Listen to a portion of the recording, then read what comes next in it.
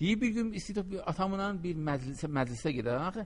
Deyir evdən ki eşə çıxdım, gördüm ki atamın əbası yoxdur. Atamın əbası çiynində dəyir. Dedim ata, əbaz yoxdur. Giyməmisiniz, salmamısınız. Deyir döndü mənə dedi ki oğlum gördüm anan yatıbdı. Əbamı saldım onun üstünə.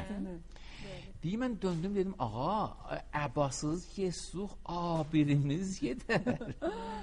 Deyir döndü mənə dedi ki əgər mənim abirim bunda bu əbadadır. Bu əbadan aslıdırsa. Əbadan aslıdır və mən bu əbamı götürməyim səbəb olacaq ki anaz yuxudan dursun. Ya xəstələnsin. Mən nə bu abırını istəyirəm, nə o əbanı istəyirəm. Çox maraqlıdır. Yəni belə tamaşaçılarımıza belə izah eləyək. Yəni təsəvvür eləyin. Xanım evdə yatıb, sonra ağa bu hörmətli aləmimiz də oradan keçib görüb ki, üstü açıq yatıbdır. Soyuq deyə bilər buna.